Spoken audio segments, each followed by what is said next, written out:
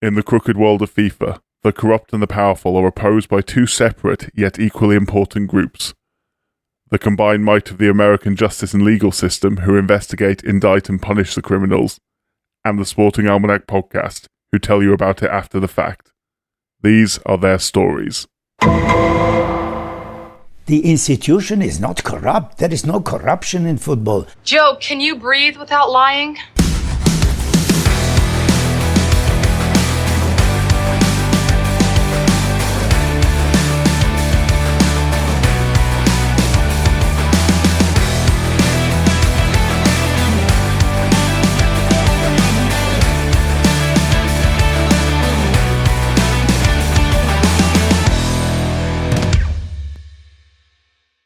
Big fan of FIFA, Ben. They would tell you that. Mate, this organisation, they are the love child of the IOC, and we're very fond of the IOC. Deeply. Can I say this from out of the gate, mate? FIFA, and don't laugh, is a not-for-profit organisation, officially. Registered as a charity in Switzerland, don't you know? Yeah. That means that every penny that FIFA earns should be reinvested back into the sport of football. It's only doing good things. Indeed. That's what it would tell you. It is for you, the people. You go to any part of the world, you will find a football stadium or a changing room or a training facility or a weights facility or something like that, and it will have a plaque on it, and that plaque will say, funded by the FIFA Foundation, signed by Sepp Blatter. Yeah. Or maybe if it's newer, Gianni Infantino. Everywhere in the world. That's how much good FIFA do. Spread this across the world and stick their name on it too. I can't fault them. Look how well they've done. Like, there's just no way it could be better. They've spent their money so wisely, so resourcefully. How can you criticise, Ben? How can you possibly criticise? Do you know why, Jack? Because it's all an illusion that it's fair. I love the way we started the last episode by talking about British people being cynical and sarcastic, and then we've just bombed straight into it to start this one.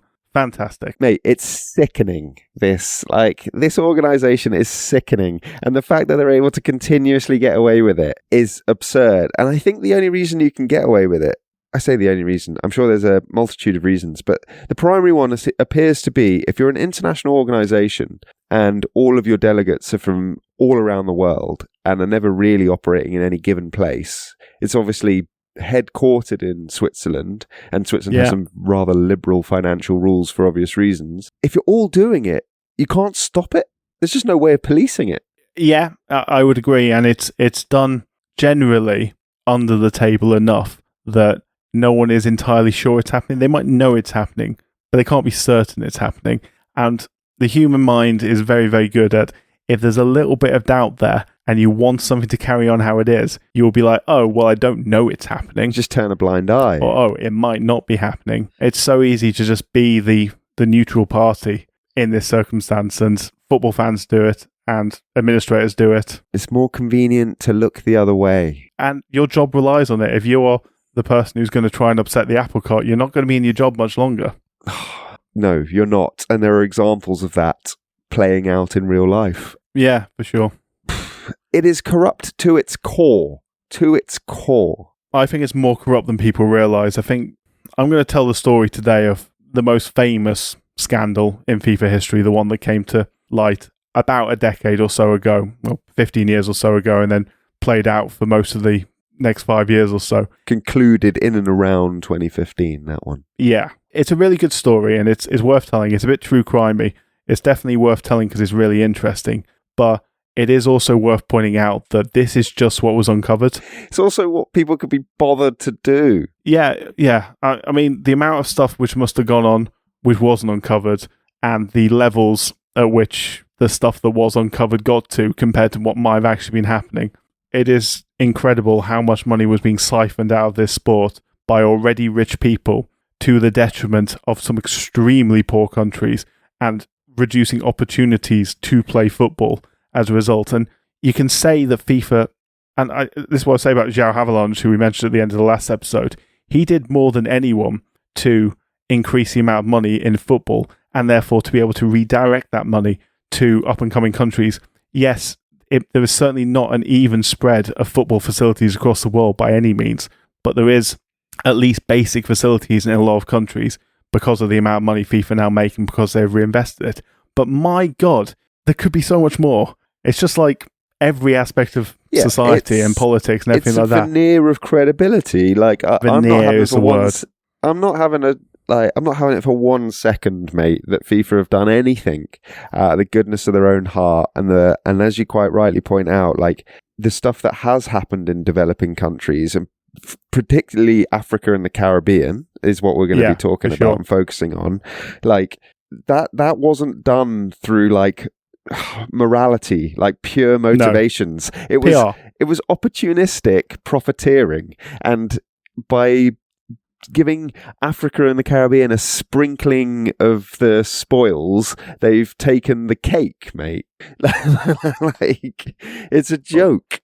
FIFA send a set amount of money to every one of its member associations every year. It's something like £1.5 million or dollars, I think FIFA use, but it's a decent amount of money. It's a good amount of money. It is nothing whatsoever to the FA or to any of the DFB in Germany or to anyone, any of the big nations. It is just a drop in the ocean. But to some of these small nations, to Caribbean island nations, to African nations, it is a huge deal.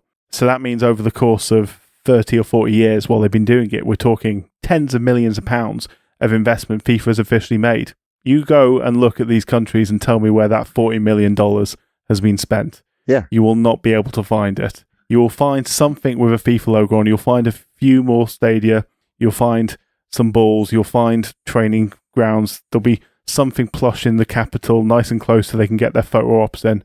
Ultimately, almost all of that money will be lost to corruption. Somewhere, one way or another. If you want to simplify it to the nth degree, and you want a poster country to illustrate this point, ask anyone involved in football in Trinidad and Tobago. Oh my God! Because Jack Warner, who you will undoubtedly focus on in this story, is I certainly will. Gigantic prick. I just don't understand. I have never had the fortune of being super rich, as 99% of people in the country, and probably even more than that in the world, haven't. I don't understand the mentality of someone who is already very rich that then needs to go out and make more and more and more money. Greed. It's greed and ego. I cannot put it any other way. It just, to be taking so much money from your remit, the people. Well, people are just trying to like have a bit of fun and take some joy from the world. That's what they're trying to do. No one's asking for a share of the spoils. They're asking for some fair treatment and access to something that they love. Yeah, and that's it. That's what football's about. And the reason football's so popular is because it's so loved. And why can't it give a bit of that back? Anyway, the stuff in this that genuinely makes me angry, and I think I have good reason to be angry as a grassroots football coach in a very, very fortunate country to be a grassroots football coach, in that while our facilities could be better, we could have a better range of access to winter training facilities and stuff in this country. Hell of a lot better than 99% of the countries in the world. Yeah, I agree. 95 at least. I mean, I think it's probably worth contextualizing some of this though, isn't it? We mentioned in passing in the last episode that FIFA's system is ripe for corruption. Yeah. Basically, every single member nation has a vote for FIFA. 211 votes. However, they are distorted by their respective, what would you call them? Like, what's UEFA? Federations. Federations, yeah. Confederations. CONCACAF, which is effectively North America and the Caribbean, has 41 votes, but 30 of them come from the Caribbean. Yeah. And then you have CAF in Africa, which is worth 54 votes. So you can see quite quickly where the winning votes lie. You win both of those, 84. Between those two areas, yeah, like 42%, something like that, of the entire votes. Something mad like that. Maybe not quite that much, maybe about 40%, but it's a huge chunk. If you can win those two over, you can win the presidency. Yeah, because you need 2/3, I think, to win a FIFA election, technically. But the round of voting is effectively, you just do a round of voting, you count the numbers, and then there's a second round of voting, and people get to change their minds based on the original, or the candidate who's getting pumped can just withdraw, which often happens, the withdrawal point, if there's a big distortion. But with CONMEBOL, like, for example, South America, which is arguably the biggest footballing continent in the world, they only get 10 votes. So it is ripe. It is ripe for corruption, because obviously those two confederations that we were just talking about fall into the category that you were sort of prefixing of being developing nations, or having a lot of developing nations, relatively speaking, and whose political candidacies are often afflicted by people that will bribe and take bribes. Yeah, the relative wealth of FIFA compared to the wealth of the officials from most of these smaller countries is so vast that it doesn't necessarily, we're not talking millions and millions of pounds worth of bribes that can change people's lives, or change, even if they're doing it for quote unquote the right reasons and in reinvesting it into their local area or their area of the country or whatever it might be. It can be mind-blowing amounts of money, and there is no real oversight on it at all. There certainly wasn't. There's basically none. Like we said before, they might pretend there is now. Yeah, exactly. Like there's a sham department within FIFA that's responsible for this stuff, but it's effectively policing itself. And the first person to realise that you could take full advantage of this was the chap who you've already mentioned, João Havelange. Take it away, Jack. Yeah, so I mean, let's go back to the beginning. Let's talk about, we've already mentioned it in passing. The FIFA Congress is the main decision-making body officially of FIFA, is the FIFA Congress. As you say, 211 countries. Every individual country has a vote. San Marino has the same level of voting rights as England, as Brazil, as Germany, as Curacao, as Iraq, as South Korea. In theory, it's lovely. Yeah, which is fair. However, as you correctly also say, if there were a lot of countries, small countries in a large area who are sort of similar enough, sort of in terms of culture, I guess you could say, that they are sort of willing to vote as a single bloc, as you correctly mentioned, the Caribbean are an example of that. Certainly Africa, certainly a large part of Africa are similar to that. You can obviously then control the voting to some extent, whereas that's not quite the case. The United States and Canada might feel like they're culturally, and maybe even Mexico might feel like they're culturally... But it's 3 votes, yeah. Aligned, but there's only 3 votes there, exactly, even though there's millions and millions and millions of footballers between those 3 countries. So it's fair, but it's unfair. It's a bit like, I guess, the Senate in America would be the comparison you'd make. It's fair if it's not abused. Yeah. But it is ripe for abuse. Exactly. However, there is a different decision-making body at FIFA, and I'm going to refer to these by their pre-2016 names. It's the Executive Committee. It is now called something different, and I didn't write it down, and I don't care what it's called, because it's the same thing. Is it the Council now? I think it's a FIFA Council now. Think of it as like a boys' club, a normal company. No, like you have an execcom in a company, a governing mind. That's basically what the execcom was, right? It's like 30 people, or you'll tell us the precise numbers, but it's a small group of the wider group who is responsible for the administration. Yeah, so the EXCO, as they call it, the Executive Committee, I'll refer to as the EXCO in this. Prior to 2016, it was 25 members. I think it's 37 now. It's basically the same thing, just with a few tweaks made to make it seem different. That is made up of the president, FIFA president, 8 vice presidents, which are the head of all of the continental governing bodies, basically. So, yeah, like Platini was for UEFA. Yeah, UEFA and CONMEBOL and CONCACAF and CAF and AFC and OFC are the 6, so covering the different regions of the world. However, UEFA gets 2 additional vice presidents, presumably for historical and size reasons. That makes up the 8 vice presidents. And then the rest of the EXCO members are basically split between the different confederations. They get a certain number depending on the size of the confederation. So it is sort of a bit more, I guess, prorated to a certain extent. But anyway, that's what you end up with. And the EXCO's biggest power by far that it has is to choose the World Cup hosts. Yes. Yes. And again, because that is then a very, very small number of individual people making a very, very big decision, which will have very huge financial consequences, that is also very ripe for bribery, as came to a head very much in 2018 and 2022. Oh, yeah. Which we will come to. We will. Although, to be fair, I find that less interesting and less offensive to a certain extent than a lot of the other things involved here, because well, wait until we talk about the Qatar World Cup, and I've got some views. Yeah, I know, and I've got views too, and it's bad, but like, it really sickens me to my core taking money away from people who need it, whether it be in politics, whether it be in football. I guess as a grassroots football coach in football, it really does hit home, because I can see the benefit of having a well-funded grassroots system and how much joy it brings to people and how much...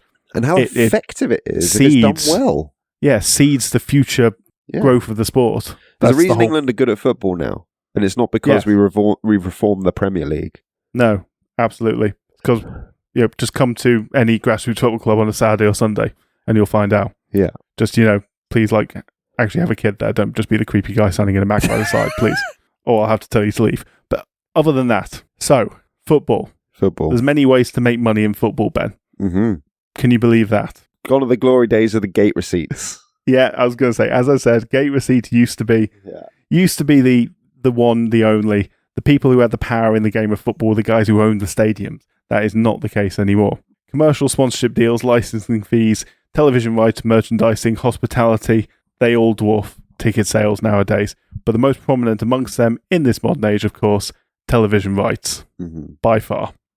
Just to state the obvious again, major tournaments, such as the World Cup, the European Championships, the Champions League, they're very popular and people want to watch them on TV, Ben. Did you know that? Shock horror. Yeah, so therefore the rights to broadcast these programs are worth an awful lot of money.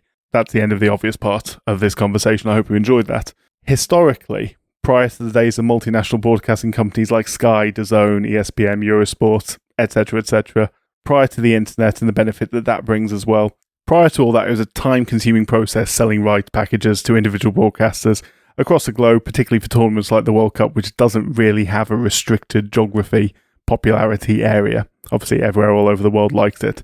So to combat all this, FIFA used sports marketing agencies, most notably and famously International Sport and Leisure, or ISL. ISL.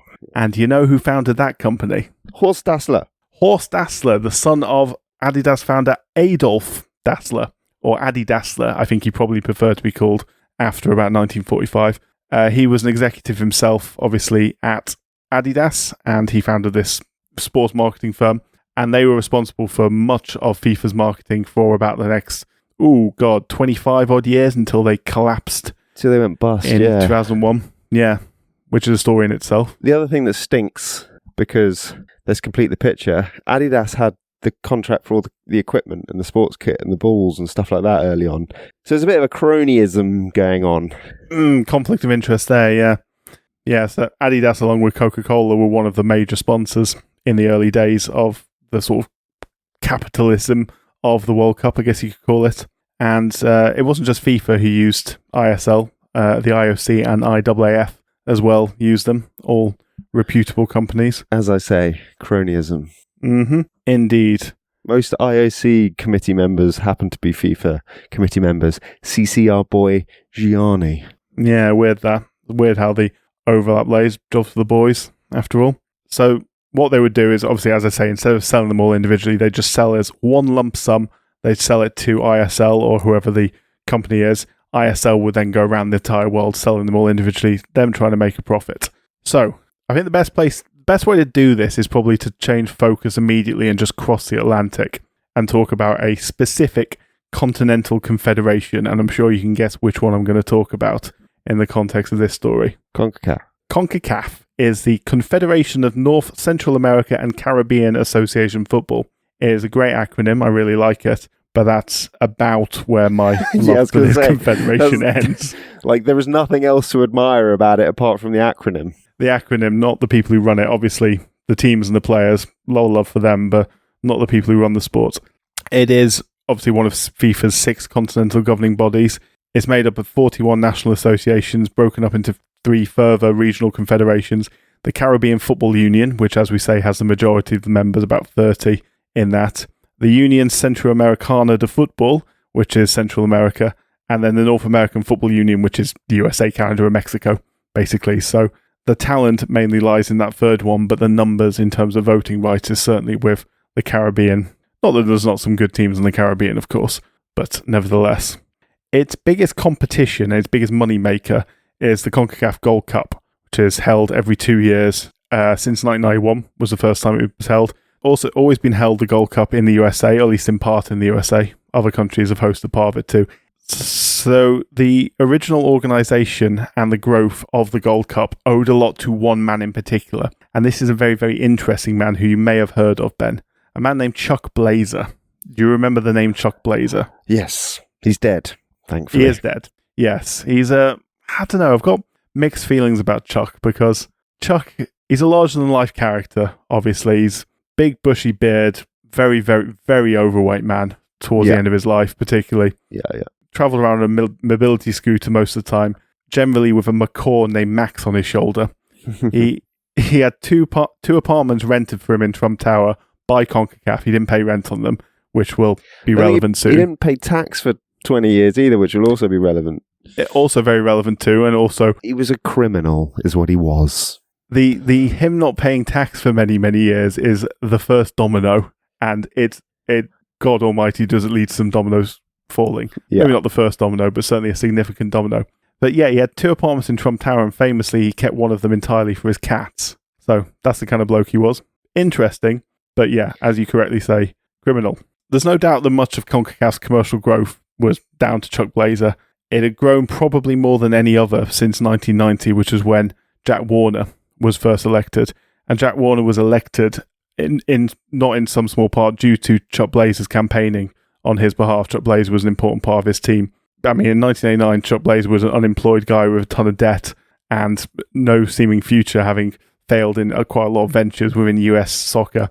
Got sort of in cahoots with Jack Warner, got him the CONCACAF presidency, and immediately got made General Secretary of CONCACAF by Jack Warner. If you talk about a sort of rags to riches story, if it didn't turn out to be so crooked, it might almost be the American dream. Well, like Sepp Blatter, who was hired by João Havelange as the marketing man in FIFA.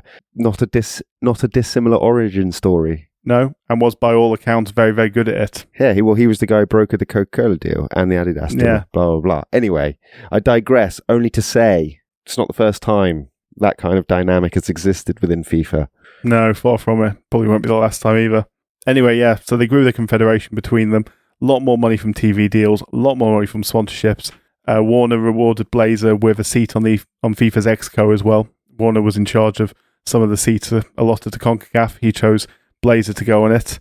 So, as of this point, all was good in paradise, or at least so it seemed. Because I genuinely think this is one of the most extraordinary stories in football history. I am a bit of a nerd for this kind of thing, in terms of true crime, but I guess the investigative side of true crime and how criminal organisations are brought down and some of the nitty-gritty stuff. I really, really like this story, and I listened to the book Red Card recently, which some of you may have listened to, I'm sure at some point, by Ken Bensinger. I apologise if I pronounced his name wrong, but anyway, it's a very good book which sort of tells the story of this. I would recommend it, but basically where it starts is these executives who were working for CONCACAF, particularly in this case, they were living like kings. As I said, Blazer had 2 Trump Tower apartments in the heart of Manhattan, bought and paid for by CONCACAF. Warner had moved the entire Confederation headquarters there as well, and he was living the life of Riley, rubbing shoulders with powerful people. Blazer famously rubbed shoulders with incredibly powerful people. He ran an online travel blog called Travels with Chuck and Friends, where amongst the people he ends up meeting up with included Nelson Mandela, Pope John Paul II, and Vladimir Putin, amongst others. So, fairly powerful people. Yeah, eclectic mix. Yes, certainly an eclectic mix of positions there, kind of covering all sectors, really. Chuck Blazer had famously negotiated himself a contract to CONCACAF where 10% of all marketing money went straight to him. Well, it didn't go directly to him, because if it went directly to him, Ben, what would he have had to pay? He would have had to have paid tax. Yeah. Also starting to sound like it's a bribe. It's embezzlement, I think, would probably be the correct phrase here, but nevertheless. Didn't João Havelange, just again, to digress slightly back to the centre of the show, whilst, I know you're telling us it through the prism of the CONCACAF and how it all spirals from there, but didn't Havelange, when he entered into the agreement with ISL, they paid for the marketing rights, but they arranged in the contract that Havelange would be paid profits out of the marketing rights. It's a bribe, Jack. Yes. From the get-go. It is, and this is This is something that repeats itself time and time again. And Where ultimately, did Chuck get the idea from if it wasn't from the president? if the guy at the top is doing it, the guys below won't feel exactly under pressure to not do it themselves. Where have we seen that before with a president? But anyway, I digress. 10% of, well, let's face it, 10% of all money made by CONCACAF in the end, because he was very creative accountant, was Chuck, ended up going to him. So it went to an expense account, technically, but that expense account paid his rent, paid his credit card off, and he only ever spent money on his company credit card. I was going to say, basically, he didn't pay for anything. He didn't pay for anything. Everything was expensed to FIFA. Yeah.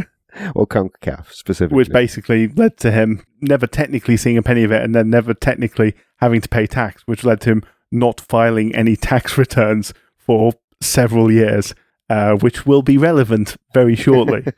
So, in New York in 2010, a specialized group of agents investigating organized crime had caught wind of a rumor that Russia was trying to bribe its way into hosting the 2018 World Cup. I know, Ben, these vicious rumors going around. Yeah. Can't possibly believe them. Unsubstantiated. Absolute nonsense. Except they're not unsubstantiated. That's the problem. But in 2010, they were just rumors, to be fair. Yeah.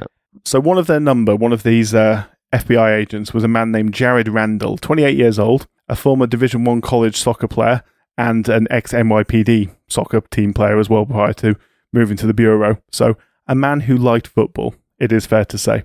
Most of the group of agents he was working with were more used to taking down mob bosses than football officials, but there was a lot of similarities between the two that suddenly started to come to light. The guy in charge of the team was a man named Michael Getter, whose job prior to this has literally been taking down like the 5 families in New York, like the mob families. Like, he was a genuine seasoned mob investigator, and he was running this team, and he didn't feel out of place doing these investigations at all. It was the same sort of process and the same sort of laws in place to bring them down, basically. RICO laws, as they call them. Racketeering laws. Like, I know you're flirting with it, mate, but like FIFA in this period, and the reason why they came under this level of scrutiny from the Americans is because they were operating like a drug cartel or the mafia. Like, oh, for sure. Sepp Blatter's nickname was the Godfather of football. Yeah. Like, they weren't exactly subtle about it. They just thought they were untouchable. Yeah, untouchable is the word, yeah. Obviously, whenever these investigations are going on, you see this on TV all the time, and apparently it is true. You've got these big boards they put up in their war room at the FBI where there's the guy on top and then there's red strings like attaching them all together so they can build a picture of what it looks like. They had that for FIFA. It's exactly the same thing. And these RICO laws, as they have in America, anti-racketeering laws, basically allow you to charge people involved in a business with sort of crimes committed in the name of that business kind of thing. I'm probably explaining it terribly, but that's sort of the long and short of it. It was stuff that was brought in, laws that were brought in sort of after the 1930s, Al Capone kind of era. So they managed to get Al Capone and take him down with money laundering offences, or no, it was tax evasion they got him for in the end. But it allows sort of you to take a low-level person within that organisation and work your way up to the guy at the top to be able to take him down for something, even if it's not the big crimes, for something. And that's what they're using here. And it didn't take long for Randall Getter and the team to start seeing those contrasts, the contrast between FIFA as a non-profit, outwardly benevolent organisation and the way its executives lives, particularly ExCo members like Blazer, with serious, extraordinary power and influence and access to people. So Getter might not have known soccer, but he knew what this looked like, and it looked like corruption and bribery. Yeah. And the more they investigated, the more they uncovered. Obviously, that World Cup hosting rights thing was the tip of the iceberg. Every time they saw that there was rights to be sold for TV rights for major tournaments, there was always payments that started going back and forth that they were able to see and gain access to. And I mean, to take CONMEBOL as an example, if they want to sell rights to Copa America, they obviously do it through a company like ISL. It probably wouldn't be ISL. I think there was a company named Traffic they used to use in South America, a Brazilian company, and they would obviously sell the rights to them. But instead of selling the rights, instead of putting the rights to market and waiting for bids to come in and selling it at the highest possible price, they would sell it to the guy they know and trust because they know it will come with a bribe as well. So not only are they selling it and skimming a few million off the top of what they could be doing if it was a competitive market, there's also incidences. There's one famous one where I think it was the head of CONCACAF, Jeffrey Webb, who was actually the head of CONCACAF after Jack Warner. Also an extremely corrupt dude. Oh, the almost the worst. Like, and he's got some competition. He came in basically saying, "I'm going to clean up after Jack Warner," and he was worse. I mean, he basically got offered, I think it was something like $45 million for the rights for this centenary edition of the Copa America, which involved CONCACAF and CONMEBOL countries. Something like $45 million and then a $7 million bribe to himself. And he said, "No, I want a $10 million bribe, but it's okay. If you only pay us $40 million, you're actually saving money by giving me the $10 million bribe." So not only that, he's negotiating the price down in order to give himself a bigger bribe. That sickens me. Mate, they are all just sickens nasty me. Pieces of work. Like, yeah. Awful people. This sport I love. Sport we love. Sport the billions of people on this planet love. It's a disgrace. Anyway, so as bad as what Russia and Qatar were doing trying to buy the World Cup, I personally think that is worse. Well, I can forgive that. I don't think it's not linked, but I can explain that. No, it's very much linked. I can explain that in... You finish, and we'll come back to the World Cup bids. I mean, I've got a long way to go. It's okay. Back in New York, not all of this bribery and stuff had come to light quite yet, but they were about to have a Chuck Blazer-sized break in the case, which is a pretty big break if you've ever seen Chuck Blazer. In the spring of 2011, FIFA was in the midst of a presidential election battle. Qatari billionaire and FIFA vice president Mohammed bin Hammam was running against Sepp Blatter, if you remember that name. One of the most powerful voting blocs, obviously, as we've discussed in FIFA, was the Caribbean Football Union, part of CONCACAF, containing the bulk of its members, I think 31 in total, representing 15% of FIFA votes. So massively powerful voting bloc for the upcoming election. 3 weeks before that election, Jack Warner, our favourite Trinidadian, invited bin Hammam to speak to delegates at a dinner gathering. Once he was finished speaking, delegates were redirected towards the room next door, where they were each handed a literal brown envelope full of $40,000 in cash. Taylor's oldest time with FIFA, the old brown envelopes. Apparently bin Hammam had bought in his private jet. So Chuck Blazer wasn't present for that, but he was furious when he found out. Not because there was bribes happening. He knew there was bribes happening. He was furious because they were being so brazen about it, because they weren't doing it subtly, because they weren't running it through, shell corporations and through various Caribbean islands where there's questionable banking regulations, the Cayman Islands being the most notable example. So he called FIFA's General Secretary and he reported it to FIFA's General Secretary directly. That led to an investigation, which eventually led to bin Hammam dropping out of the election, which led Sepp Blatter to run unopposed. Sepp Blatter, who's also dished out a fair number of brown envelopes in his time. Well, one massive brown envelope later came to light, but we will get to that. Yeah. That also eventually led to Jack Warner's downfall. He eventually stepped down from his role after a brilliant speech where, what was he said to people? If you want morals, go to church or something like that, something along those lines. Just like incredible arrogance on the man. Yeah. He was pissed off, surprisingly. And what he did was he retaliated against Blazer. He basically passed information about Blazer in order for FIFA to open an ethics investigation into Chuck, which would eventually lead to him resigning as CONCACAF secretary. In the meantime, and this story is just getting started, honestly, it's crazy. In the meantime, a couple of other really important things had happened. Firstly, FIFA had hired an Australian ex-policeman, Chris Eaton, as their head of security. He'd met with Chuck Blazer to target potential match-fixing rumours going on around the Gold Cup and basically stop them from happening before they did. Although not actually sure they managed to do that. There was some match-fixing scandals. That's a whole other thing. It was for another day, but nevertheless. So Chris Eaton had been at FIFA less than a year, but he'd already concluded that it was a filthy organisation he wasn't going to stay with long, and he didn't. So he met with the FBI when he was in New York, and he handed them a report he had made about Exco members, advising them specifically that Blazer was under investigation by FIFA and recommending him as the weak link for them to target as a potential cooperator to bring these people down. So fair play to him. The second important piece in this was my favourite person in the whole story joining it. A California-based Internal Revenue Service investigator, Andrew Berryman, joined the investigation. Now, I like Andrew Berryman because he's a man who loves a spreadsheet. He spent much of his youth in England where his dad was in the Air Force. He was a massive football fan. He called it football as well, not soccer. And he was a Liverpool fan. Man after my own heart in every respect, this man. Love this guy. He'd heard of the investigation into Chuck Blazer, and as an IRS agent, he was able, because very few people are able to check tax return status, he was able to go in and check Chuck Blazer's tax returns or lack of tax returns in Chuck Blazer's case. What did he notice? He noticed nothing on file for many, many years from Chuck Blazer. For a bloke living in Trump Tower, that's peculiar. Mightily suspicious, especially when American citizens, no matter where they're living in the world, have to file a tax return every year. It's incredible that no one had flagged this earlier, but I guess you can just get away with it if you're rich enough. So Berryman, he was an expert on tracking money and catching money launderers. He was able to use his expertise to uncover payments made to Chuck Blazer.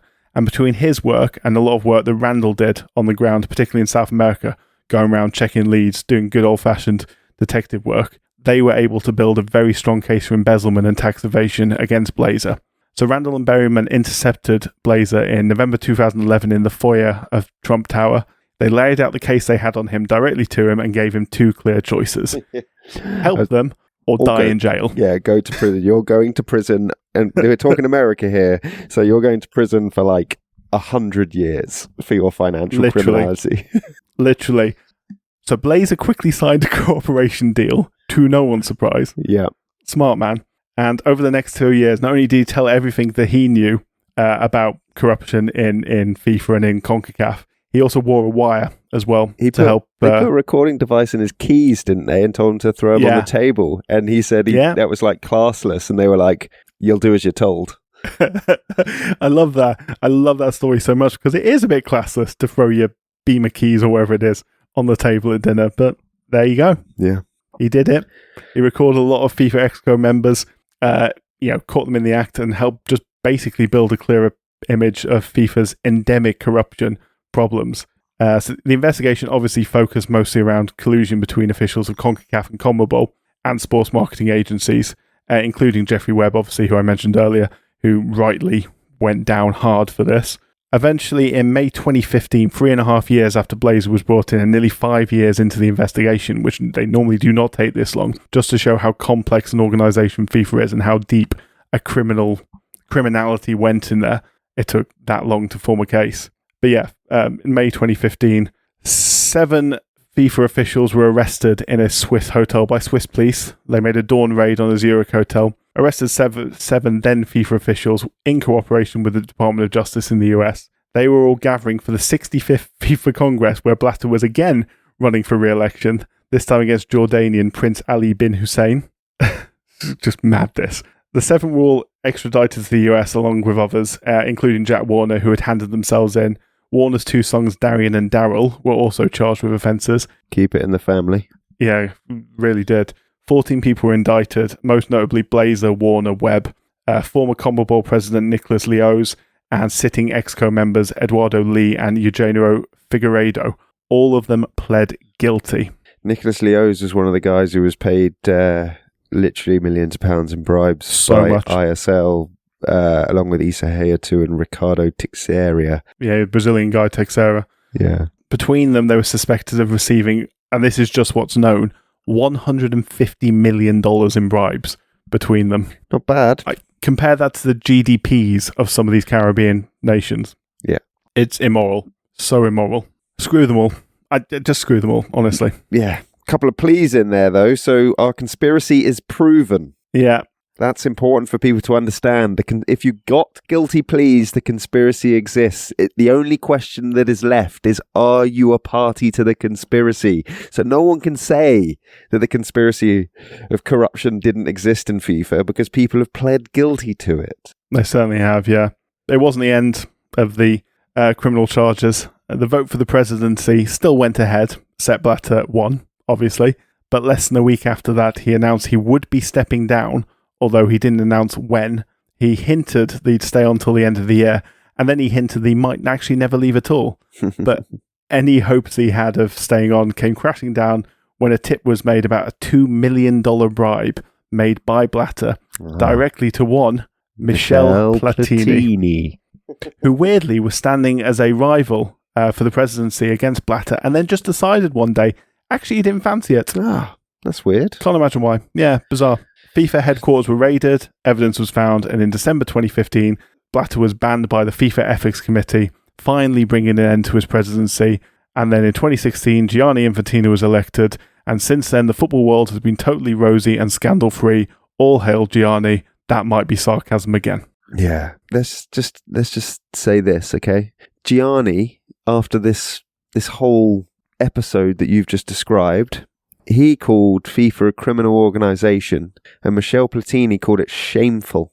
Nonetheless, Gianni was an ally of Platini, and as you say, Platini was getting paid by Sepp Blatter, and he was re-elected in that election before he talked about stepping down, including votes by the aforementioned, keeping him in post. So, and then, as you already pointed out, Gianni goes and takes over the criminal organisation, while Sepp and Mr. Platini get embroiled in quite a long-standing criminal trial. This is a drop in the ocean, but it's one of my favourite stories about Gianni. Is the very first trip he made for FIFA was to Cardiff for an IFAB meeting in Cardiff, and he famously flew by EasyJet to Bristol and then took a car to Cardiff from there in order to save the organisation money. That's obviously a PR stunt massively, but just 1 year later, he took a private jet from Suriname back home to Switzerland that he was later threatened with criminal charges for improper use of it. It never made criminal charges, but a FIFA ethics committee started investigating it 3 years after it happened, and then 3 years after that, quietly dropped it. It's rank, mate. It's disgusting. Oh, and guess who provided the jet for him? Guess what country gave him the jet? Was Begins it with a Q. Oh, Qatar. Interesting, because one of the federations that unanimously backed him for his FIFA presidency was the Russian Federation, and Qatar are providing the jets. Weird. But there's nothing amiss here. It's all clean. You know, he's just written just had a biography written about him. I haven't read it, but I read an excellent article by Barney Renee, the Guardian's chief sports writer, who's very funny. Yeah. The article is titled, "I read this so you don't have to," and it just sounds brilliantly terrible. I advise you to go and read the article. Don't read the book, but Barney Renee in the Guardian, great article. Do you know, like, can I mean, is this an appropriate time to put some meat on the bones of the World Cup bidding process and the relevance, I think, to that story? Hell yeah. Mate. So Sepp comes in, as you said, ISL money runs out. So how does he keep the wheels a turning without this crazy amount of cash coming in from ISL? He basically starts selling future competitions, cash for contracts, essentially.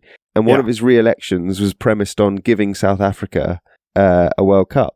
So when people say, oh, they voted for South Africa to get the World Cup, what they really mean is Sepp Blatter gave people brown envelopes saying, elect me and I will make sure South Africa get the World Cup. And lo and behold, South Africa got the World Cup. Is it a bad thing that the World Cup went to Africa? Objectively, no, it isn't. Did it go to Africa legitimately? Absolutely not. Yeah. So that's the first thing that happens in the Cash for Contracts episode. And this is where I think it gets really interesting in the context of what you were talking about, mate, in the way like the dominoes start to fall.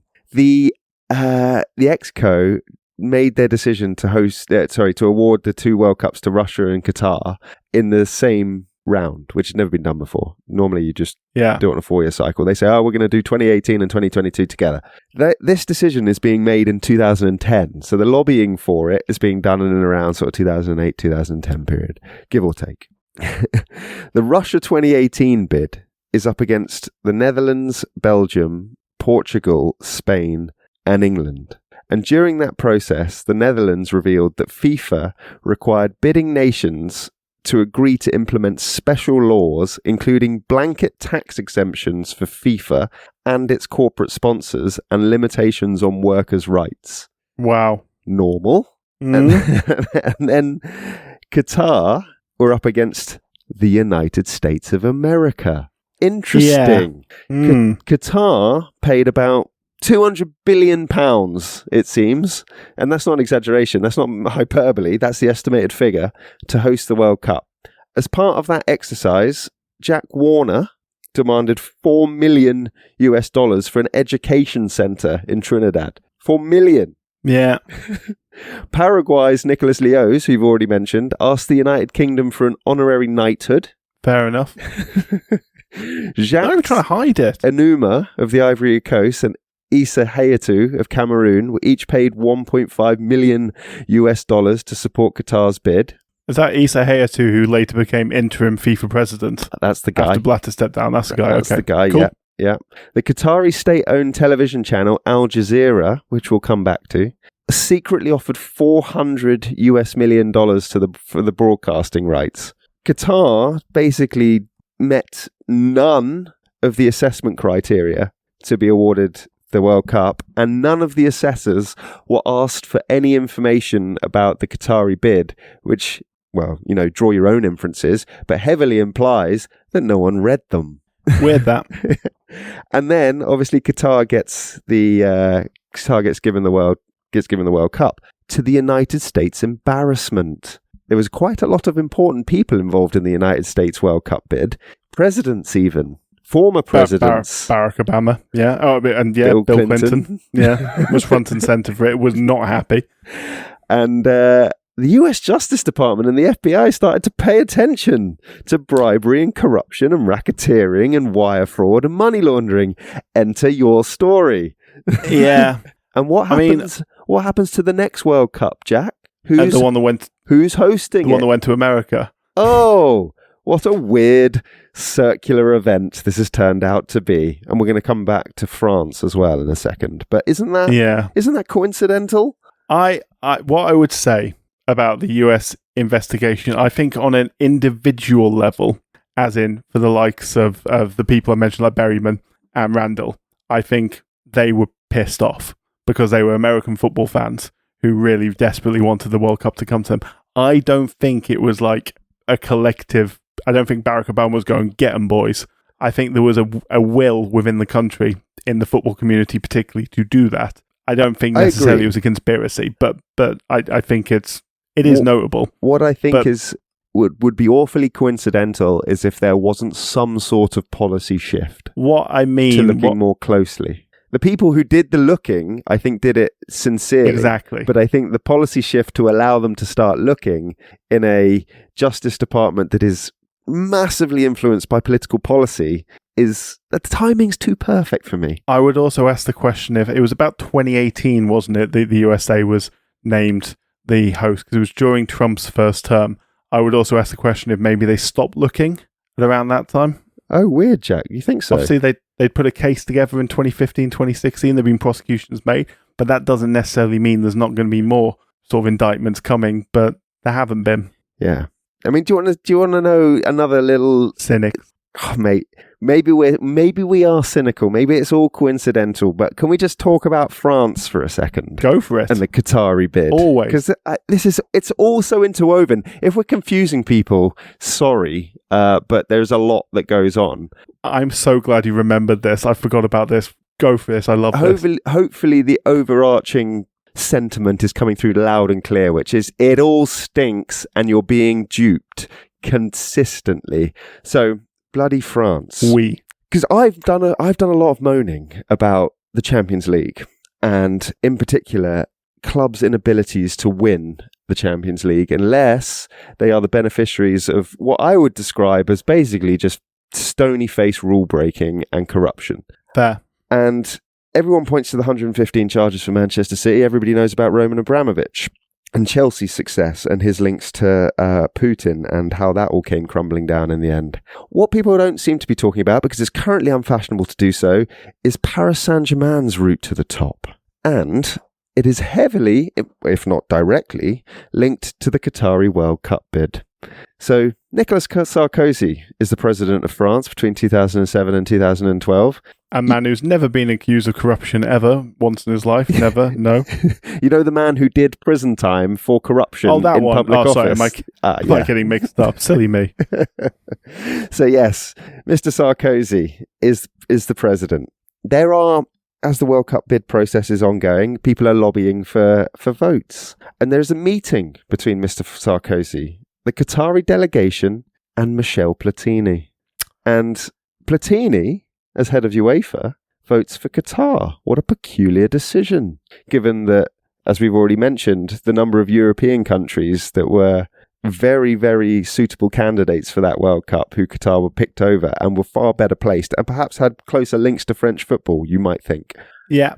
So December 2010, Qatar is announced as the hosts of the World Cup with that French vote in their back pocket, courtesy of the president of UEFA. What happens in 2011 is the Qatar Sports Investment Fund, operated by the government of Qatar, buys Paris Saint-Germain. Oh, weird. They bring in the likes of, to Ligue 1, Ibrahimovic, Neymar, Cavani, Messi. They sign Mbappe for Paris Saint-Germain from Monaco. Angel Di Maria joins.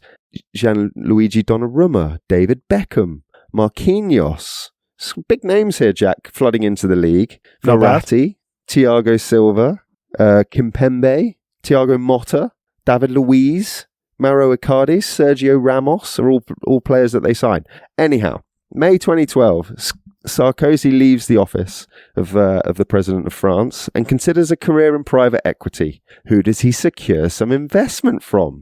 He secures 250 million euros from the Qatar Investment Authority. What? This is just weird. And then beIN Sports is launched as a brand in June 2012. That is the Al Jazeera Media Network, being rebranded as beIN Sports. Who's it owned by? The Qatari State Global Sports and Entertainment Network, headquartered in Doha, Qatar. Who's the chairman of the aforementioned beIN Sports? Nasser bin Al Khalifa. He's also a Qatari government official, businessman, chairman of Paris Saint-Germain, the beIN Media Sports Group, and a member of the organising committee A of the FIFA World multifaceted Cup. man. A talented man, Ben. Oh, dearie me. This 2017, the Swiss courts opened an investigation into him for suspicion of corruption in the allocation of television rights for the World Cups in 2026 and 2030 in the Middle East and North Africa, due to the way he's operating in the international media market. Like, it goes on, mate. It goes on. The same chairman, if you think that, like, even sort of minor things like day-to-day officiating and things like that are outside of his remit and he doesn't have any influence over those. Paris Saint-Germain in 2022 lost to Real Madrid in the Champions League in the round of 16. And he assaulted, this is Al Khalifa, assaulted a linesman and broke his flag and threatened a Real Madrid employee with murder. And following an investigation by UEFA, they found him guilty of violating the basic rules of decent conduct and unsporting conduct, but didn't assign any punishment nor explain why. Like, maybe it has something to do with the fact that he's a member of the UEFA Executive Committee as well. Like, he was charged with vote buying in response to the Qatari officials threatening to withdraw investments from both PSG and beIN Sports, because, like, the reason that they did that, the reason they threatened to withdraw their funding, like, was because of favourable treatment that they wanted in respect of media rights and Paris Saint-Germain, and it would have had serious implications for French football and its financial stability if they were just to pull out. And people sit there with a straight face saying that none of this has an effect on the club game that you and I watch every week, or the award of the World Cup, or the way it's policed and administered. It's a pandemic of corruption. It is insane. There's no reasonable explanation. I know I'm an Arsenal fan, so my bias is coming through here, mate. But people said when we lost to them on penalties that they had saved football. That was the quote. Saved it. If you're against the Qatar World Cup, you're against Paris Saint-Germain. Like, if you're against FIFA, you're against Paris Saint-Germain. The whole thing is rotten. Rotten. I think we need a revolution, mate. Who's going to lead it? That is just, it's absolutely insane. James Milner's got some spare time. James Milner, he could be our poster boy. Lead us back to the Holy Land. Oh, mate, I don't know. Like everything you described, you know, through the prism of CONCACAF and how that all fell in on itself and how those officials and the XCOM got done. None of it happens in a vacuum. And everything that was going on around it in respect of World Cup bidding processes and the things that have happened in order to secure those World Cups, including massive Qatari funding into French football, and in particular Paris Saint-Germain, is all linked. It is all part of the same thing. It is unbelievable that people are duped into thinking that what they're watching is some sort of fairy tale. It is like, FIFA, of the scandal you described, there's only one Exco member that's still on the board out of the 22 that were embroiled in it all or something. Like one is left, but you still got the same stuff with Gianni at the helm. I doubt any of the who's former hosting Exco the members are. 2034 World Cup. That'd be Saudi Arabia, Ben. Uncontested. It feels hopeless, and it feels like we need some sort of revolution. But of course, we won't have any sort of revolution because everyone's too busy arguing amongst each other about VAR decisions and mocking an opponent online, rather than realizing that every single football fan has more in common with each other than they do with these fuckwits who are ruining our sport. Yeah, mate, it's just a systemic money laundering, bribery wheel of fortune, literally. I don't think you can put it any better than that. There you go, people. That's what you're watching. Hope we've ruined your World Cup for you. Look, if a stinky decision goes against your country in this World Cup and you've been having issues with particular delegates or officials from a certain country, I'm not saying it's a conspiracy. I'm just saying you're not necessarily barking up the wrong tree. And we're going to talk about some of refereeing. And if anyone if anyone is an investigative journalist who wants to put their life and career on the line for the good of the sport, I beg of you, delve into these people, because the one thing I can say for certain, Trump's FBI sure as shit ain't going to do it. No. And they're probably the only people powerful enough to do anything about it. Yeah, certainly the only people with the reach. Anyway, there you go. There we go. Football. FIFA, football. We'll leave it there, shall we? And talk about refereeing scandals next in the World Cup. Oh, good. Fantastic. There's plenty of them to go around. Yeah. Well, one in particular. We're going to focus on a particular tournament, but we'll flirt with a couple of isolated incidents as well. Yeah, I think we can make a pretty well-rounded episode. It might even be recorded in person, because you're up to see me. Cannot wait. Looking forward to it, mate. See you then. Yeah. Right, cool. Well, good chat. That might be our masterpiece. All right, mate. See you later. Bye-bye. Bye. Thank you for joining us for this episode today. Please now more than ever share this episode with friends or family. We barely covered the tip of the iceberg today, but corruption and greed flourish in darkness and denial. No matter your nation, your club, your gender, your identity, or your beliefs, we all have far more in common than these bastards turning our sport into a racket. Our theme tune is Oh Yeah by Harmony Productions. You can find us at The Sporting Almanac on Insta and Blue Sky. We'll be carrying on the World Cup series soon. Until then, keep calm, stick together, and vote James Milner. Goodbye.